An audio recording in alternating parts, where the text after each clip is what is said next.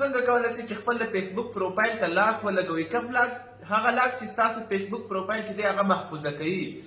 د دې لاک دوې فایدې دي. یوه فایده ښې دا ده چې ناولده کس یعنې ناولده شخص چې دی هغه به ستاسو پروفایل ته نسي راتلی، ستاسو فرینډ لیست، ستاسو ویډیو، ستاسو پکچر چې دی هغه به نسي کتلی. دویمه فایده یې دا ده چې د هیکرانو څخه به ستاسو آی ډي محفوظه وي، یعنې هیکران چې دی هغه به ستاسو آی ډي نسي هیک کولی. ډېره اسانه او ډېره خوندوره طریقه یې ده دوستانو. ویډیو تر پایه راسره وګورئ. ویډیو سکیپ کوئ مه، که کومه پوښتنه لرئ نو موږ ته لاندې په کمنټ کې ولیکئ، موږ به ضرور د هغې پوښتنې جواب درکړو. درځئ دوستانو زه د موبایل سکرین ته چې نوره طریقه هلته زده کړو. کله چې تاسو خپل د موبایل سکرین ته رالاست نو تاسو به فیسبوک خلاص کړئ. کله چې تاسو فیسبوک خلاص کړئ تاسو به دې درو ټکو ته راسئ. کله چې تاسو دې ته رالاست نو تاسو کولی شئ چې دا لاک چې دی هغه په خپل پروفایل کې هم ولګوئ او په سیټینګ کې هم.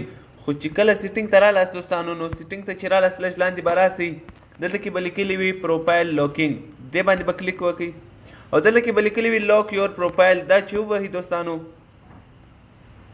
نو ستاسو پروفایل چې دی هغه لاک سو. اوس ناولده څوک نسي کولی چې ستاسو تصویر، ستاسو فرینډ لیست یا ستاسو ویډیو وګوري. او که چیرې تاسو غواړئ چې واپس دا انلاک کړئ نو د دې لپاره به تاسو واپس سیټینګ ته راځئ دوستانو. کله چې تاسو سیټینګ ته رالاست نو واپس به پروفایل لاکینګ ته راځئ.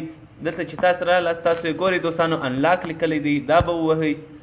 کله چې تاسو دا ووهئ نو دلته به لاندې لیکلی وي انلاک یور پروفایل. دا چې کله تاسو ووهئ دوستانو نو ستاسو پروفایل چې دی هغه به انلاک سي. که مو ویډیو خوښه سوې لایک ورکړئ، د ملګرو سره شیر کړئ. در بلې ویډیو د خدای په امان.